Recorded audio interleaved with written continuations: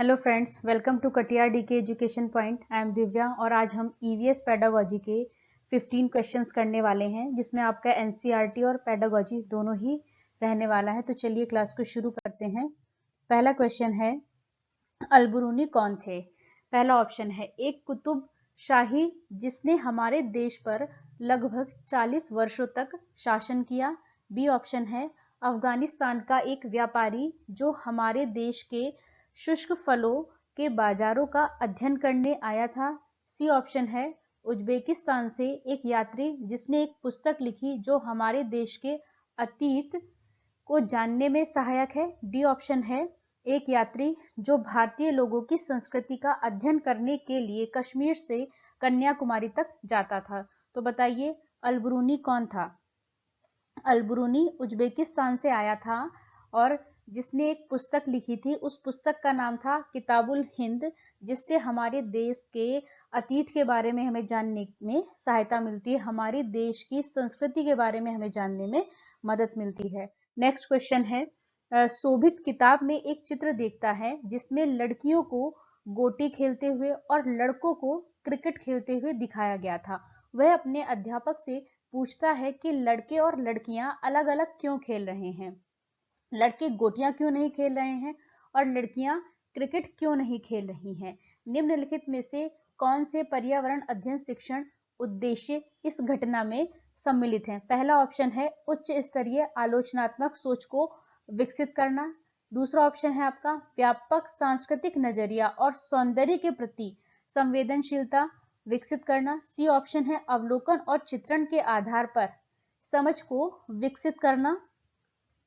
D option है सामाजिक घटना के बारे में जिज्ञासु बनाने के लिए संज्ञानात्मक क्षमता को विकसित करना। तो बताइए इसमें से कौन से ऑप्शन आपके करेक्ट होंगे? पहला बिल्कुल ठीक है, उच्च स्तरीय आलोचनात्मक सोच को विकसित करना, ये बात बिल्कुल ठीक है। बी ऑप्शन क्या कहता है? एक व्यापक सांस्कृतिक नजरिया एवं सौंदर्य के प्रति संवेदनशीलता विकसित करना।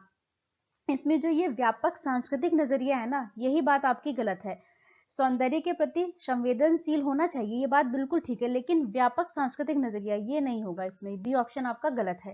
सी ऑप्शन क्या है? अवलोकन और चित्रण के आधार पर समझ को विकसित करना, ये बात बिल्कुल ठीक है। डी क्या है? सामाजिक घटना के बारे में जिज्ञासु बनाने के लिए संज्ञानात्मक क्षमता विकसित करना। तो आपका ए, सी और डी, ए, सी, डी ऑप्शन नंबर 4 आपका करेक्ट होगा।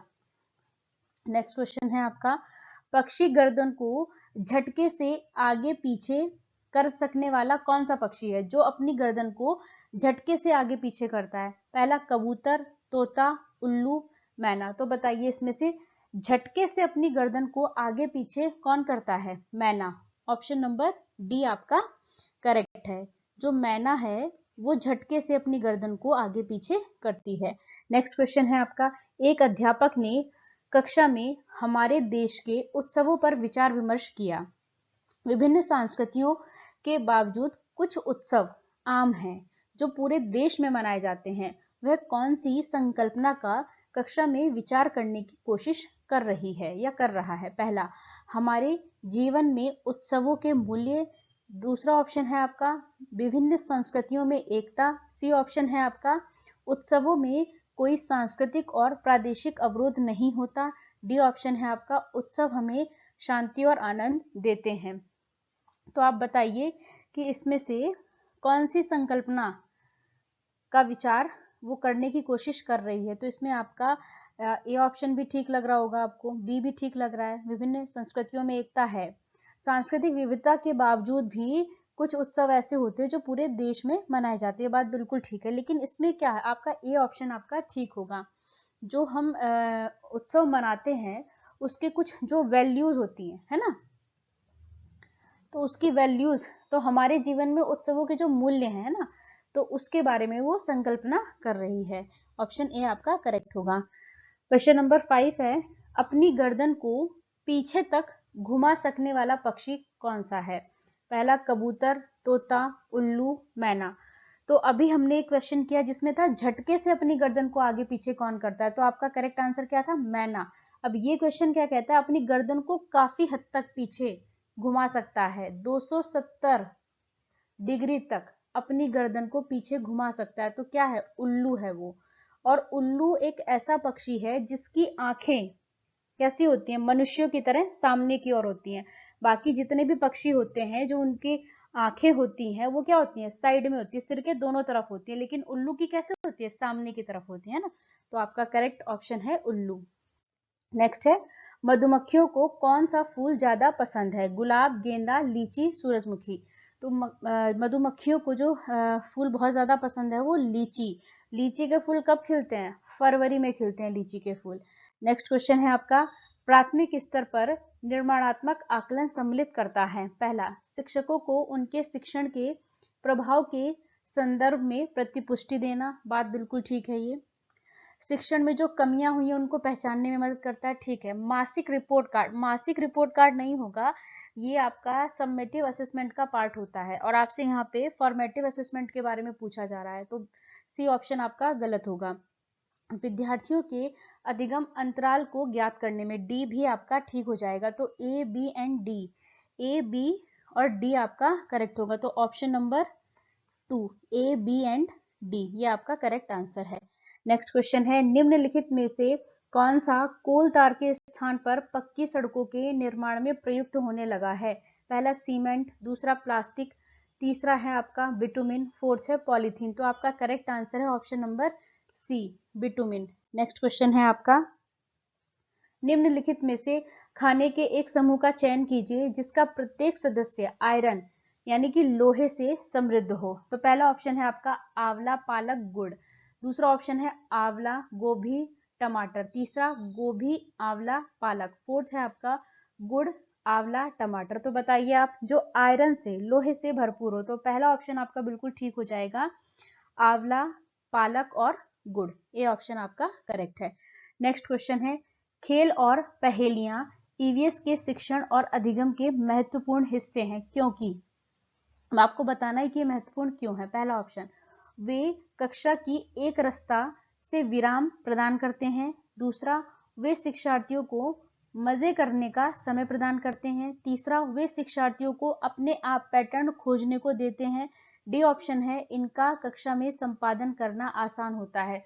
तो खेल और पहेलियां जो हैं वो शिक्षण और अधिगम में क्यों इंपॉर्टेंट होते हैं, क्योंकि वे शिक्षार्थियों को अपने आप पैटर्न खोजने को देते हैं। ऑप्शन नंबर सी आपका करेक्ट है। नेक्स्ट क्वेश्चन है आपका, नीचे दिए गए सभी जानवरों में निम्नलिखित में से कौन सी विशेषताएं पाई जाती हैं। छिपकली, गौरैया, कछुआ और सांप। तो आपको बताना है कि इनमें कौन सी विशेषता पाई जाती है। ये अंडे देते हैं। दूसरा ऑप्शन, ये जहरीले होते हैं। तीसरा ऑप्शन, ये भूमि और जल दोनों में रह सकते हैं। तीसरा, इनके शरीर शल्क के से ढके होते हैं। तो बताइए आप, इसमें से आपका कौन सा ऑप्शन ठीक होता है। अब आप ये चारों पॉइंट्स पढ़िए और उसके बाद ऊपर के 4 नाम देखिए। अब इसके बाद आपको बताना है, तो इनमें सब में जो एक कॉमन सी विशेषता पाई जाती है जो सब पे एप्लीकेबल होती है, वो क्या है, ये सभी अंडे देते हैं। अभी यहाँ पे बी ऑप्शन क्या है, ये जहरीले होते हैं। तो जहरीला तो सिर्फ सांप होता है इसमें से, बाकी तो नहीं होते। ये भूमि और जल दोनों में रह सकते हैं, तो वो कछुए के लिए कहा गया है ना। तो इस तरीके से ध्यान में देखना है आपको। तो छिपकली, गौरैया, कछुआ और सांप ये क्या करते हैं, ये अंडे देते हैं। ऑप्शन नंबर ए आपका करेक्ट होगा। वो जिनके बाहरी कान और शरीर पर बाल होते हैं वो जीव जंतु क्या, वो बच्चे को जन्म देते हैं, है ना। और जिनके बाहरी कान और शरीर पर बाल नहीं होते हैं वो अंडे देते हैं। तो आपका ऑप्शन नंबर ए आपका करेक्ट होता है। नेक्स्ट क्वेश्चन है, एक ईवीएस शिक्षिका एक चर्चा के दौरान बताती है कि राजस्थान के गांव के स्थानीय लोग स्थानीय रूप से उपलब्ध सामग्री से अपना घर बनाते हैं, जबकि मुंबई जैसे शहरों में लोग सीमेंट, ईंट, कांच और टाइल जैसी सामग्री खरीद कर अपना घर बनाते हैं। इस चर्चा के आकलन के लिए सीखने का प्रतिफल है। पहला, अवलोकन। अवलोकन तो होगा इसमें, बच्चा अवलोकन करेगा लेकिन रिकॉर्डिंग नहीं हो रही है इसमें। विश्लेषण भी करेगा लेकिन कोई एक्सपेरिमेंट तो नहीं कर रहा है ना। तो ऑप्शन नंबर डी आपका बेस्ट रहेगा, वो तुलना करेगा, दोनों तरीके के घरों में तुलना करेगा, विश्लेषण करेगा। तो ऑप्शन नंबर डी हमारा करेक्ट हो जाता है। नेक्स्ट क्वेश्चन है आपका, निम्नलिखित में से भारत के केंद्र शासित प्रदेशों के युगल का चयन कीजिए। पहला ऑप्शन नागालैंड, मिजोरम, है क्या ये? नहीं, गलत है ये। दूसरा त्रिपुरा झारखंड, ये भी नहीं है। झारखंड चंडीगढ़, ये भी नहीं है। लद्दाख जम्मू और कश्मीर, ऑप्शन नंबर डी आपका करेक्ट होगा। नेक्स्ट क्वेश्चन है आपका, खिजड़ी वृक्ष के बारे में नीचे दिए गए कथनों पर विचार कीजिए। पहला, यह वृक्ष मुख्यतः रेगिस्तानी क्षेत्रों में पाया जाता है। बिल्कुल बात ठीक है, ये पहला ऑप्शन करेक्ट है। इसे बढ़ने के लिए अधिक पानी की आवश्यकता नहीं होती है, ये भी बात ठीक है, क्योंकि जो वृक्ष रेगिस्तानी इलाकों में पाए जाते हैं वहां तो वैसे ही पानी की कमी होती है, तो इन वृक्षों को बढ़ने के लिए ज्यादा पानी की आवश्यकता नहीं होती है। बी भी आपका करेक्ट हो जाता है। इसकी जो छाल होती है उससे दवाई बनाई जाती है, ये बात बिल्कुल ठीक है। और इस वृक्ष की लकड़ी में कभी कीड़ा नहीं लगता है। सी ऑप्शन भी आपका करेक्ट है। इसके तने में पानी एकत्र होता है, गलत। डेजर्ट ओक जो आपका होता है उसके तने में पानी एकत्र होता है और वो ऑस्ट्रेलिया में पाया जाता है ना, तो ये लाइन गलत है आपकी। यह वृक्ष छायादार नहीं होता, ये बात भी गलत है। जो आपका खिजड़ी वृक्ष है ये छायादार होता है, इसमें बहुत सारी पत्तियां होती हैं जो वहां के जानवर खाते हैं, और इस वृक्ष पे जो फलियां लगती हैं तो उसकी सब्जी बनाकर खाई जाती है। तो आपका डी और ई गलत है, ए बी सी आपका करेक्ट है। Option number A B and C आपका करेक्ट है। नेक्स्ट क्वेश्चन है, कलमकारी पेंटिंग भारत के किस क्षेत्र की प्रमुख लोक कला शैली है? झारखंड, बिहार, उत्तर प्रदेश, आंध्र प्रदेश। बिहार की क्या है? मधुबनी। बिहार की क्या है? मधुबनी। कलमकारी कहाँ की है?